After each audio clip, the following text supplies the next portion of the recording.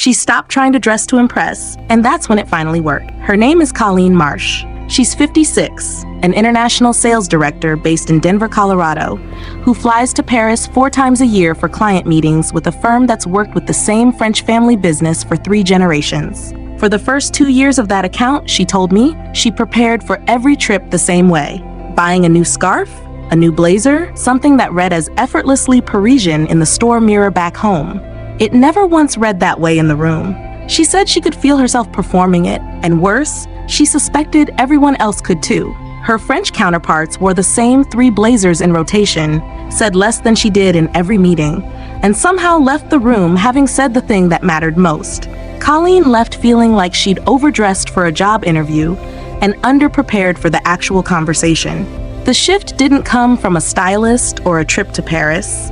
It came from a comment she left on one of our videos, almost venting more than asking a question, describing exactly this: the feeling of dressing for an audience instead of for herself, and wondering aloud whether confidence was something you were simply born with or somewhere you were born. Another woman replied to her, someone who'd spent years in international business herself, and said something Colleen wrote back to me she'd never forgotten, that she'd stopped dressing to please anyone else years ago, and that decision alone was what finally made people around her sit up and pay attention. Colleen downloaded the Elegant morning routine checklist that same week, expecting styling tips. What she found instead was a set of rituals built around exactly the idea that comment had planted, protecting her own standard first, privately, before a single person in a boardroom ever saw her. She stopped buying anything new before a Paris trip. She started instead showing up already decided about who she was going to be in that room. Her client's family matriarch, a woman in her 70s, who had never once complimented Colleen's clothing in 3 years of meetings, pulled her aside after their next quarterly review. Not about the account, about how much calmer the room felt with Colleen in it now. A protocol officer I know who's trained diplomats for decades told me once that command of a room was never about wardrobe. It's the first thing people register and the last thing they can name. That's what I want you to hold on to today, because habit 5 on this list is the one that has nothing to do with how a woman dresses at all, and everything to do with why some women's closets barely change year to year while everyone still describes them as put together. By the time we reach it, you'll understand exactly why less has quietly become the standard, not the compromise. My name is 𝐈𝐬𝐅𝐓. Every week, I bring this community the information that nobody else is willing to say plainly. That community is called the Undeniables. If you are new here, subscribe right now. You belong here. And drop the city you are watching from in the comments below. I am always down there reading. I want to know where my fellow Undeniables are. Now, let's get into it. 1. She dresses for herself first and the room second. I've watched women walk into important meetings dressed for approval, scanning the room the moment they enter to see how the outfit landed. French women I've observed for years do the opposite. They decide who they are before they leave the house, and the room simply receives that decision rather than shaping it. The French sociologist Pierre Bourdieu spent decades studying exactly this at the Sorbonne, documenting how taste and self-presentation function as a form of internal capital, chosen for the self, long before it ever becomes visible to anyone else in a room. The women who project the most ease, his research found, are rarely the ones dressing to be judged well. Colleen used to check her reflection in every window she passed before a client meeting, adjusting, second-guessing. Once she stopped, she told me, she found she had far more attention left over for the actual conversation, rather than for managing how she appeared to be having it. Her closet barely changed. Her presence did. This is one of 30 days inside the Undeniables complete system, the guide Colleen went on to work through once the checklist proved there was real substance behind it, not just 12 pleasant morning suggestions. And if you're planning to stay through this video, subscribe now, because next week, I'm covering the exact phrases that quietly undercut a woman's authority in a professional room and how the French avoid every one of them. 2. She speaks less and finishes what she says. I've sat across from women who fill every silence in a conversation, adding qualifiers, trailing off, circling back to soften a point they'd already made clearly the first time. French women I've watched in business settings do something different. They say a sentence once, completely, and let the silence afterward do some of the work for them. Researchers at Harvard Business School, Alison Wood Brooks and Karen Huang among them, have studied conversational dynamics extensively and found that people who speak with less hedging and more completed thoughts are consistently rated as more competent and more likable, not less, contrary to what most women are taught to fear about directness. Colleen used to end her own sentences with a small laugh, an apology disguised as charm. She noticed her French colleagues never did this, not once, in 3 years of meetings. She dropped the habit deliberately, one meeting at a time. Her emails got shorter. People started responding to them faster. 3. She wears one signature scent, not a rotating collection. A rotating fragrance wardrobe signals experimentation. A single, deliberately chosen signature scent, worn consistently for years, signals something else entirely. A woman who made a decision once and never needed to revisit it, the way she might revisit her own name. Researchers at the Monell Chemical Senses Center have documented how strongly scent attaches to memory and impression formation, often more durably than a face or a voice. A consistent signature scent becomes inseparable from how a person is remembered by everyone who has ever stood near her. Colleen owned 6 perfumes when she started working this account, switching based on mood. She settled on one, a scent she now associates entirely with her own confidence rather than any particular outfit. Her assistant told her recently she can tell when Colleen has walked into the building before she's rounded the corner. 4. She holds stillness instead of filling it with movement. I've watched women shift their weight, cross and uncross their arms, touch their hair repeatedly while waiting for someone else to finish speaking.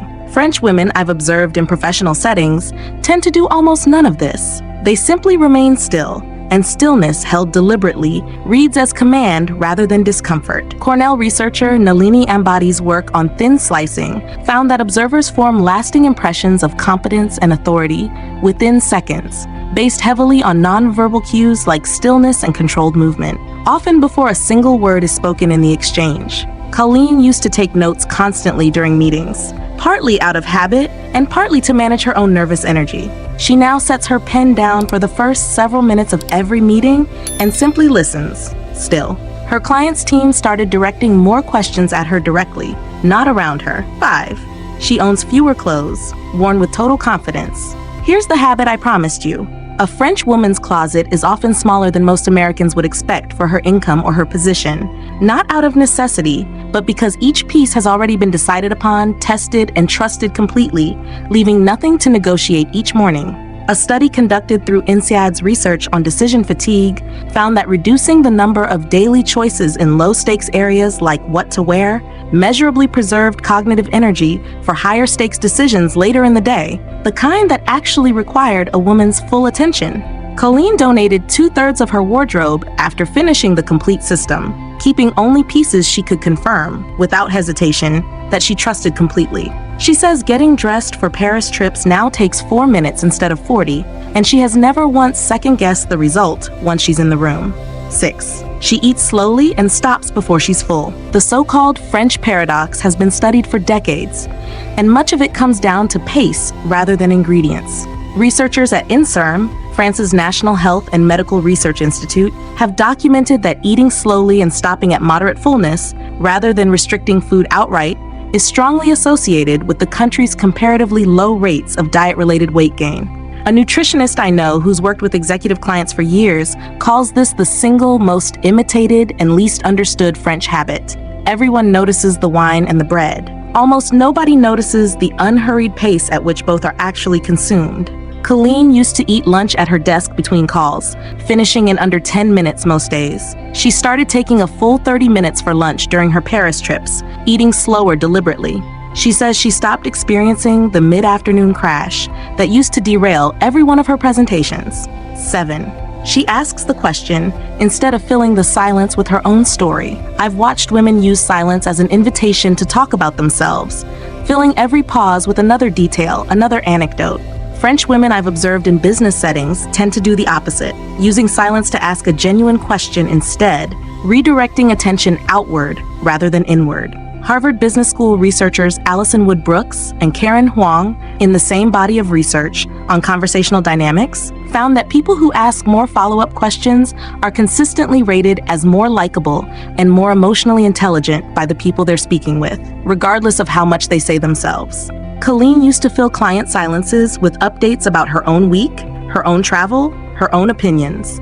She started asking one genuine follow-up question instead, every time a silence opened. Her client's matriarch began scheduling longer meetings with her, specifically calling her simply easy to talk to. 8. She knows exactly when to leave a room. I've watched women linger at the end of a meeting or a dinner, drawing out goodbyes, adding one more comment as everyone else is already reaching for their coats. French women, I've observed, do something almost nobody teaches. They leave at the precise moment the energy in a room peaks, before it has any chance to decline. An etiquette historian who trains diplomats and executives has told me this is one of the rarest skills in modern business culture, because almost no one is ever taught to recognize the moment itself, let alone act on it while it's still there to be claimed. Colleen used to be the last person to leave every client dinner, worried that leaving early might read as disinterest. She started leaving deliberately, right at the high point, before the second bottle of wine, and the natural decline that always follows.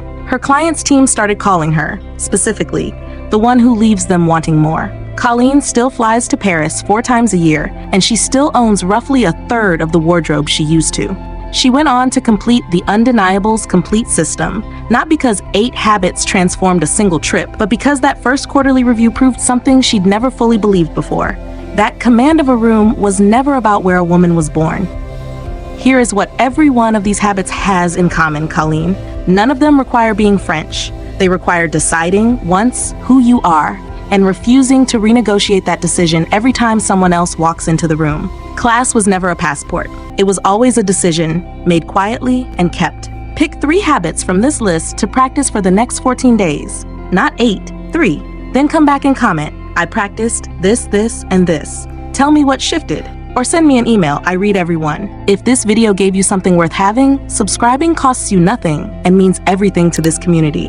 There's a video on your screen right now that I'd recommend you watch next. It goes even deeper into the habits we only touched on today. Until next time, to every woman watching, you are not here by accident. You are an undeniable. Act like it, Isabel.